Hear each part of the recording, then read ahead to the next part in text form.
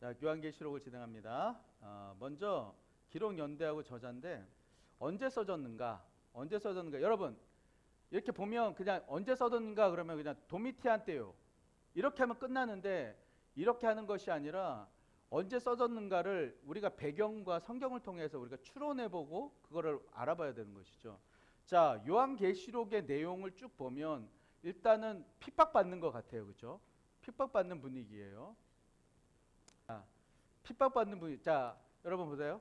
핍박을 받는데 그러면 어떤 핍박이냐는 거잖아요. 그 로마에서 가장 핍박이 심했던 때가 언제예요? 어떤 핍박 때? 어느 황제 때 핍박? 네로 황제 때 핍박. 그 다음에 도미티아네. 그 전에도 뭐 300년 동안 한 10번의 강력한 핍박이 있었지만 그 중에서 우리가 대표적으로 지금 얘기되고 있는 것은 네로 핍박하고 도미티안의 핍박이에요. 자, 그러면 네로 핍박하고 도미티안의 핍박 중에서 어느 게 요한계시록하고 맞는 거냐는 거잖아요. 자, 그러면 네로 핍박의 특징이 뭐 어떤 걸까요? 네로 황제의 핍박의 특징. 네로 황제가 대화제로 인해서 사람들에게 이렇게 몰리니까 기독교를 이제 먹잇감으로 내주죠. 그래서 그 사람들이 이제 막 기독교인들을 이제 뭐 죽이고 그다음에 십자가에 매달고 하는 그런 어떤 네로 핍박이 있었고, 그다음에 도미티안 황제의 핍박이 또 따로 있었는데 도미티안에 대해서는 좀 더 알아보겠지만, 그러면 이 둘의 차이점이 뭐냐는 거야. 네로는 로마시에 한정된 박해.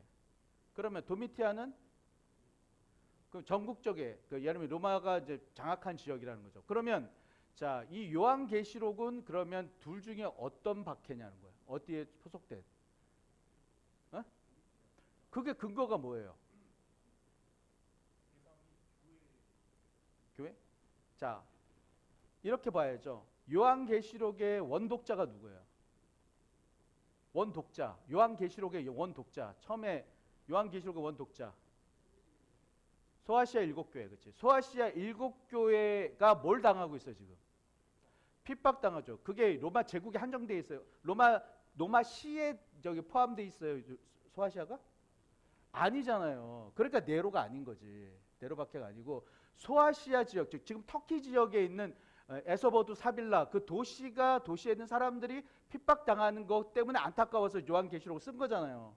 그렇다면 그 지역에 있는 거니까 그 지역을 핍박했던 시절이 어느 거냐는 거야. 그게 바로 도미티안이란 말이에요. 왜냐하면 도미티안은 전 세계적으로 당시에 소아시아 전 지역에 대한 박해가 심했기 때문에. 따라서 이 박해는 이 시대, 이 요한계시록이 쓴 시기는 언제다? 그래서 도미티안 때다로 규정을 내야 되는 거야. 그냥 아유 도미티안이라고 그랬어 우리 목사님이. 목사님이 너 지옥 가 그러면 지옥 갈 거야? 이게 아니라 왜 그런지를 정확하게 이게 만난 만나를 보고 그 다음에 따져봐야 되는 거죠. 자, 그래서 도미티안의 박해인데, 자, 이 도미티안의 박해 때 어떤 일들이 일어난다는 겁니다. 여러분 이런 거예요. 처음에 이제 지금 이걸 편지를 쓰고 있는 사람이 누구예요? 사도 요한이야, 그렇죠? 침례 요한 아니고 사도 요한. 자, 사도 요한인데 이 사도 요한이 어떤 사람이죠? 사도 요한이 어떤 사람이에요? 여러분 아시는 거? 이비전 학생님, 사도 요한이 어떤 사람입니까? 예수님의 제자. 그렇죠? 누가 아들이야? 예수님의 제자. 예수님의 제자예요. 그 다음에 또 아는 거 막 얘기해 보세요. 어? 읊조리지 말고.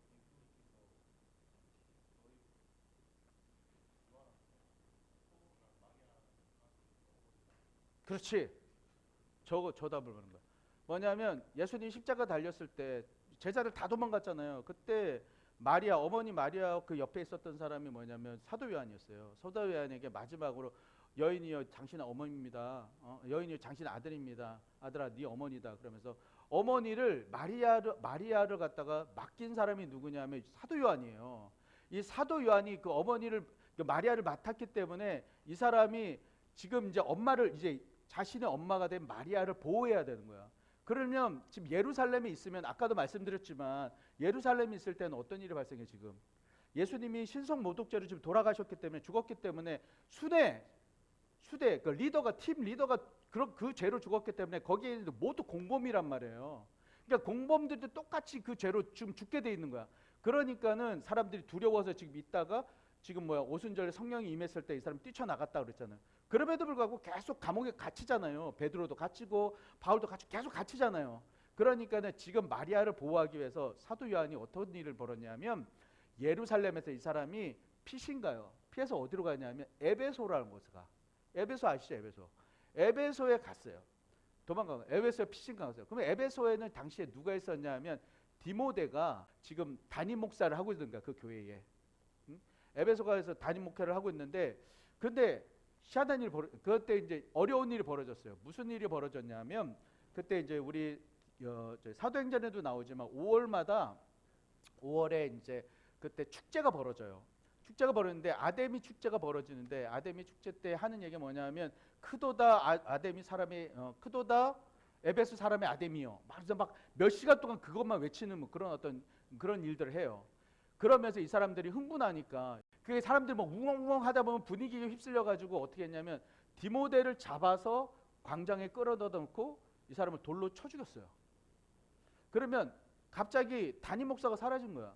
여러분 지금 이렇게 목회 우리가 유업교회 우리 지금 막 잘 이렇게 예배 드리고 그러다가 하루아침에 이두성 목사가 사라져 버려. 예, 지난번에 제가 뭐 내경색으로 한번 팍 갔을 때 갔을 때 물론 이제 우리 길목사님 계셔가지고 그 다음에 예배를 갔지만 여러분 조금 당황하셨죠? 아 이렇게 목소리 적네. 나 마음 상당히 상하려고 그런다 지금. 당황하셨죠? 예, 아멘에 예, 할렐루야. 예, 예. 맞아요. 이제 당황한단 말이죠. 그러니까는 그때 어떻게 했냐면 사도 요한이 담임 자리를 이 목회를 합니다.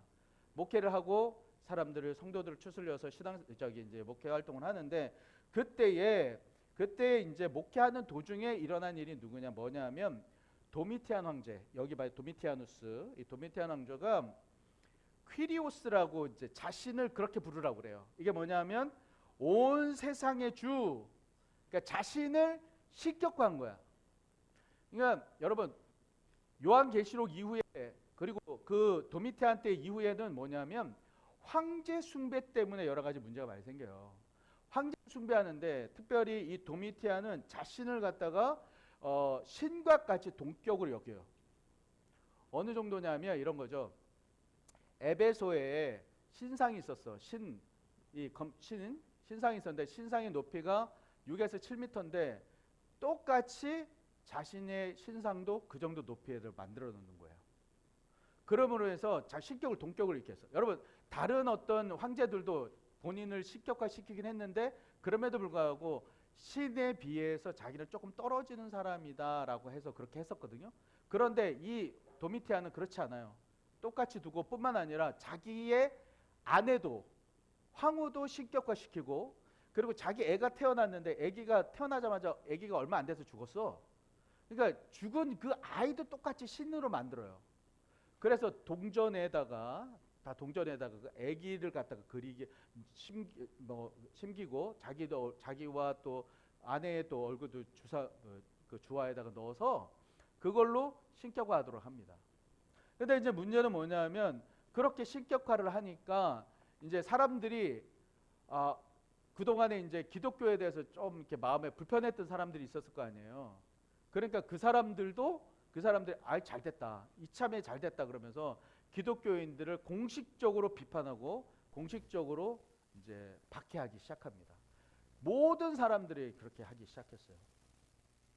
그때에 이 사도 요한이 당시에 이제 우상에다가 6m, 7m 되는 우상에다가 사람들이 지나다니면서 다 그렇게 경배하게 신사참배 옛날 우리 일제시대 때 있죠. 신사참배하듯이 신사참배하게 그렇게 하게 한 거예요. 그러고 하면서 가이사가 우리의 주인입니다.